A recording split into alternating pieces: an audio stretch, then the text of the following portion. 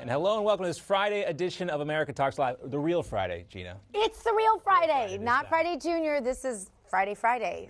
We're thinking about everybody up on the southeast coast and North Carolina, South Carolina, also Georgia as well. That is our top story this hour. Hurricane Florence made landfall early this morning. Officials say the coast of North Carolina is getting life-threatening storm surge.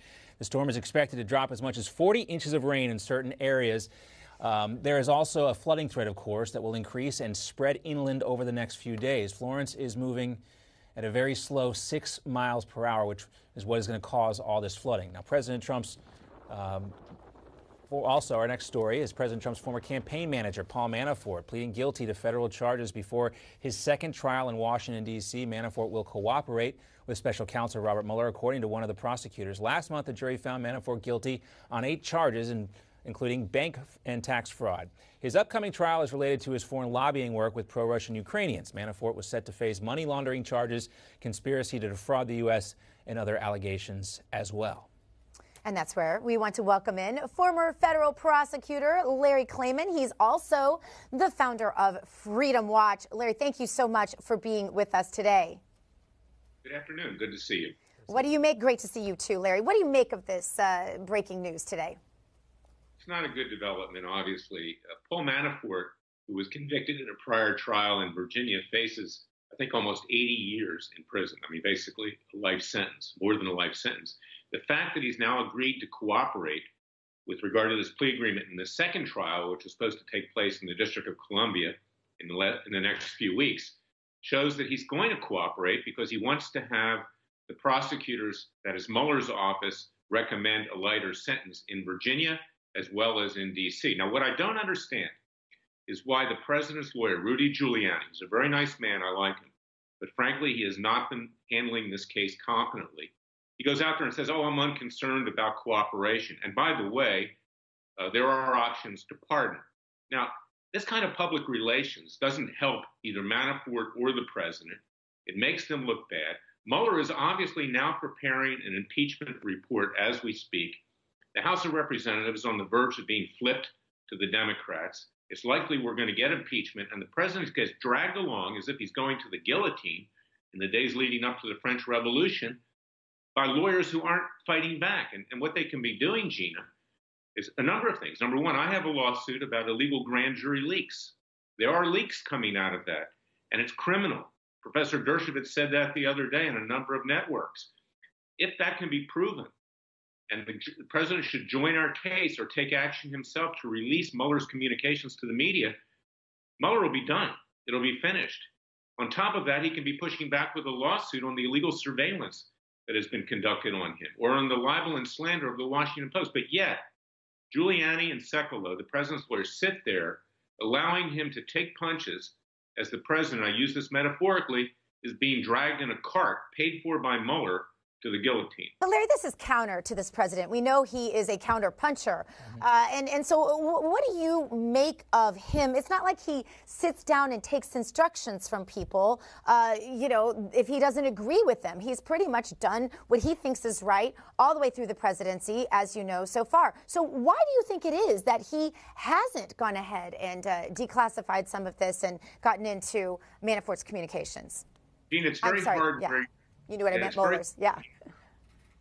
It's very hard when you're in the eye of the hurricane, no pun intended, with what's going on in North Carolina today, because it's hard to see the forest from the trees when you are the target of an investigation, and he is the target. That's another thing.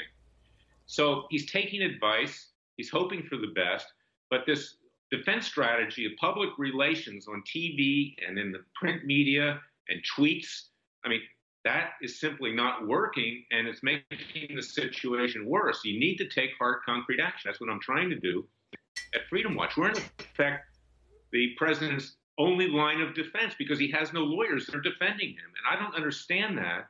He needs to start picking people as his lawyers, not based upon how many appearances they make on Fox News. He's got to pick lawyers who know what they're doing and are not afraid to take on the establishment and go for broke right now because the president's hanging by a thread. Larry, I'm with Gina on this. Donald Trump is a very unique individual, and I know, I definitely see where you're coming from. When you are the center of an investigation, it can be hard to see the full picture here, but Donald Trump, I don't think, would suffer from that same kind of short-sightedness or lack of vision. I think if he really felt like he was under threat, he would be fighting this just in the manner in which you say. So I'm curious as to why he's not doing so. Well, what I would say, it's psychological. I've been through this a long time. I've been a lawyer for going on 41 years. And I know that when a person himself is the target of a criminal investigation or, is involved in civil litigation, they become very uncertain. They become somewhat introspective, and they grab on to advice that people are giving to them. And the president has bad advice. Look, he's been urged to declassify documents that Congress wants with regard to the illegal Steele FISA warrant. He doesn't do that. He's getting bad advice. He's putting his trust in Giuliani based upon Giuliani's experience, quote unquote, of being a U.S. attorney in the Southern District of New York and deputy attorney general. But you know what? When you're at that level at the Justice Department, you're not trying cases. You're an administrator. Giuliani has very little experience at the ground level here. Maybe when he was young, he had a little bit. But the ground level and fighting in the trenches is what needs to be done now, because this president really is on the verge of being taken out. I hate to say that, legally. And it's very frustrating to me to see him following this bad advice. And I don't want to be his lawyer. I've got what I have to do at Freedom Watch. I would hope that I would be appointed special counsel, but he needs other independent criminal defense lawyers to defend him right now and someone to go on the attack. And I think anybody with any degree of common sense, over the IQ of 50, I'm not saying you guys don't. You're asking me that question. You're very intelligent. What I'm saying is, as a trial lawyer, anybody with an IQ over 50 would know that you just can't keep taking these punches. All right.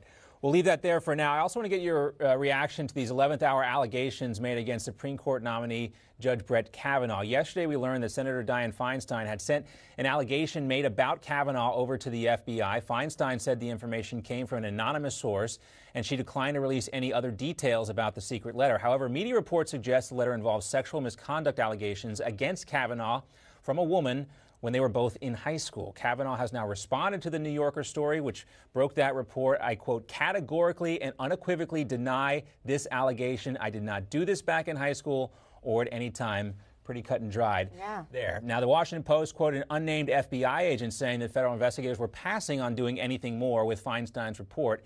And Larry, it's hard to imagine that this being anything other than a last-minute, desperate attempt by Dianne Feinstein to delay this just a little bit more, perhaps even delay Kavanaugh getting that seat on the bench by the start of the next session of the Supreme Court come October 1st. You're right, John. It's more than a last-minute Hail Mary. It's despicable. And what, in fact, Feinstein is doing is, I think, borderline criminal. You remember Clarence Thomas and Anita Hill? You remember that? This is even worse than that in some ways. High school, these kinds of allegations have come forward with a number of people. There are legitimate cases of sexual abuse. Harvey Weinstein, Kevin Spacek, who was just let go by the LA police, by the way, good connections. But these kinds of things obviously are not credible. It's disgusting. It's despicable. And it says a lot about Dianne Feinstein, senator from California, more than it says about Judge Kavanaugh. All right. Well, Larry, we always appreciate your time and unique insight. Absolutely. Every time we have you on the show. Thanks for being with us today. Guys.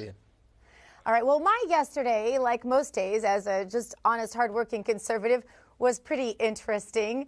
One outlet decided to write something about my experiences, a false article about me that they knew was a lie, and they even contradicted their own headline in the body of their article. I'm told about all of this because I don't always read their slime. So apparently the headline claimed I had no psych degree, and somewhere they said that I didn't even have a PhD. Both lies, as many have confirmed in other places. The Washington Post wrote a relatively balanced article about that today. Anyway, I have a bachelor's in psychology. I also have 2 master's degrees and a PhD in psychological subsets, for lack of a better word, without getting really long and involved and saying words like human and organizational development and systems and counseling education. Anyway, all of my education has been accredited, all with highest honors and grades, and none of it was mail order, as some on the left seem to enjoy asserting. I think it's crass, though, when people brag about paper degrees, because I truly have respect for real life experience and street smarts much more than those things. And I've said that many times here on this show and in my career. Therefore, I don't mean to brag about spending most of my adult life studying human behavior. I think there are probably more productive things I could have done with my time, to be honest. But it's a thirst I have. I like to understand people, and I mention it now only to set the record straight. The best part was that they got my age wrong, though, applying an almost additional decade to my life that I don't have yet. And I thank them for that, because wisdom does come with age, as I've written a lot about in my new book, Mad Politics, and I'm glad they think me so wise. But the surprising part of yesterday is who had my back. Many of my friends in this business on both sides of the aisle defended me to their lies against their lies. No one believed it except those with an agenda against this president already. But last night, the President of the United States even had my back. He tweeted this at 10:37 p.m.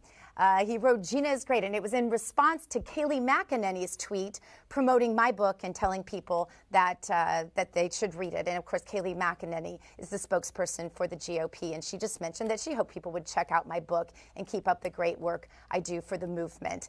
I'm sure the president did this when he was informed that they were lying about me, trying to cast shade on how I spent more than a decade of my life studying human behavior, trying to help people with their mental health. The president's loyal like that.